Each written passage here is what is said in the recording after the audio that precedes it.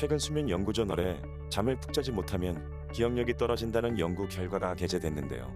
캐나다 몬트리올대 연구팀은 26,000명을 대상으로 3년 동안 추적 관찰한 결과 잠을 잘 자지 못하는 사람은 잘 자는 사람에 비해 기억력이 1.7배 나빠졌다고 밝혔습니다. 괜히 맨날 깜빡하던 게 아니었어. 그런데 이런 연구를 무색하게 만드는 사람들이 있는데요. 어떤 사람들일까요? 아닌데 난 3시간 자는데 기억 잘하는데 하루에 4시간 이상 잠을 자는 것은 인생의 낭비다. 나의 사전엔 불가능은 없다. 남자는 3시간, 여자는 5시간, 그리고 바보는 6시간을 잔다. 에디슨과 나폴레옹은 3시간에서 4시간 정도만 자고도 활력이 넘쳐 흘렀다고 하는데요. 이런 사람들을 쇼트 슬리퍼라고 합니다. 쇼트 슬리퍼란 말 그대로 잠을 적게 자는 사람인데요. 선천적으로 잠을 적게 자도 아무런 타격이 없다고 합니다. 정말 신기하고 부러운 능력인데요. 그럼 이들이 그 전설의 쇼트 슬리퍼였던 걸까요? 근데 기록에 따르면 에디슨이랑 나폴레옹은 밤에 조금 잔 건 맞지만 낮에 잠을 쿨쿨 잤다고 하네요.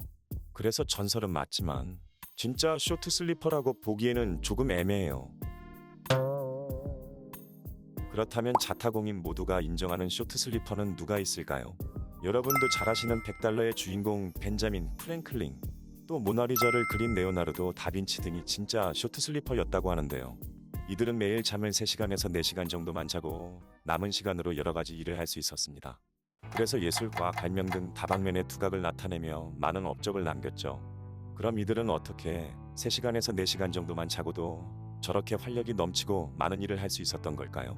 이유는 바로 돌연변이었기 때문입니다. 엥? 뭐라고? 진짜로요. 쇼트 슬리퍼에 대한 연구는 10여 년 전부터 이어졌는데요. 최신 연구 결과 미국 캘리포니아 대학 잉위 부교수팀은 국제학술지 사이언스 트랜즐레이셔널 메더선에 쇼트 슬리퍼들의 비밀을 게재했습니다. 이유는 바로 MPSR1이라는 유전자 돌연변이로 평범한 사람들보다 2시간에서 4시간 정도 덜 자게 돼도 수면 부족으로 생기는 어떠한 문제 없이 활기차게 살 수 있다고 합니다. 정말 너무 부러운 능력인데요. 하지만 400만 분의 1의 확률이고 전 세계 인구의 1% 미만이라서 주변에서 찾기도 힘들다고 하네요. 나는 4시간씩 자면 사는 게 아니다. 힘들다. 죽겠다. 이런 분들은 7, 8시간 주무시는 게 좋습니다. 나는 10시간은 자야 잔 것 같던데. 누구세요? 가만히 있어보자. 상대성이로는 말이야. 재밌는 사실은 아인슈타인은 하루 10시간 정도씩 자는 롱슬리퍼였다고 하는데요. 이들은 수면 주기가 아주 천천히 돌거나 아니면 수면 단계 중 1단계에서 2단계의 얕은 렘수면만을 반복해서 수면의 질이 떨어지게 됩니다. 그래서 수면의 질이 부족하니까 양으로 채우게 되는 것입니다. 나는 아인슈타인이 제일 똑똑한 것 같은데 역시 잠을 많이 자야 똑똑해지는 걸까? 글쎄요. 아인슈타인은 원래 똑똑한 거 아닐까요? 그런데 쇼트 슬리퍼 유전자를 타고나지 않았어도 훈련을 통해 쇼트 슬리퍼가 될 수 있다는데요. 바로 책 적게 자도 괜찮습니다의 저자 스보다 사토루 씨의 주장입니다. 쇼트 슬리퍼는 돌연변이 유전자를 타고나야 되는 건데 어떻게 훈련을 통해 가능하다는 걸까요? 크게 3가지 방법이 있다고 합니다. 첫 번째, 잠에 들기 전과 일어났을 때 불필요하게 침대에 있는 시간을 줄여서 수면의 효율을 높여라. 예를 들어 잠자는데 총 7시간을 썼다면 잠에 들기까지 30분, 아침에 일어날 때 30분. 이 앞뒤로 불필요한 30분의 시간을 줄이면 6시간만 자도 7시간 잔 것 같은 효과가 있다는 겁니다.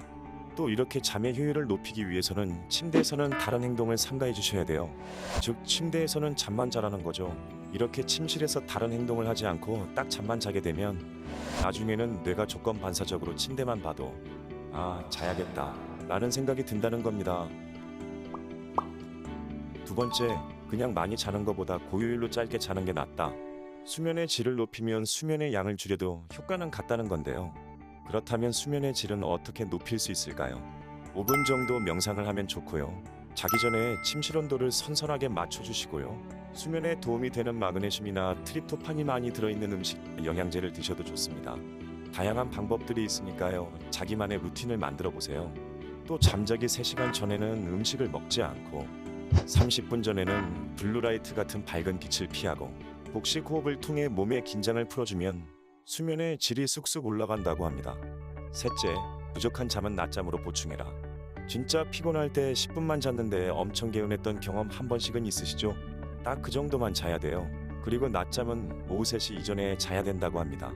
이전 영상을 보신 분들은 아시겠지만 30분 이상을 자버리면 아침부터 낮 동안 쌓인 아데노신이 다시 리셋돼 버려서 밤에 잠이 안 오니까요. 낮잠은 꼭 20분 이내로 주무셔야 됩니다.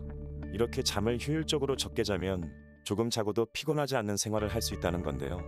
책에서도 나오지만 급하게 잠을 줄이면 오히려 건강을 해칠 수 있으니까요. 천천히 점진적으로 줄여가라고 당부합니다. 짧게 자고도 피곤함을 느끼지 않고 활력이 넘친다면 얼마나 좋을까요? 정말 꿈 같은 이야기인데요. 이미 수면위생이나 인지행동치료법 등의 치료 방법이랑 일맥상통하는 부분이 많으니까요. 한번 실천해보시면 수면의 질이 확실하게 올라가실 거예요. 이렇게 수면의 질을 높여 아껴진 시간으로 다른 의미 있는 것에 쓰면 인생의 질이 올라가게 되겠죠. 오늘은 이렇게 세상에서 제일 부러운 능력을 가진 쇼트 슬리퍼에 대해서 알아봤는데요. 말씀드린 세 가지를 직접 해보시면 수면의 질을 확실히 올리실 수 있을 거예요.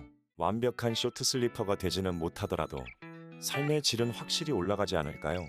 그럼 또 잠자러는 이야기 만들어 오겠습니다. 영상이 유익하셨다면 구독과 알람 설정 부탁드립니다. 감사합니다. 딥슬립 하세요.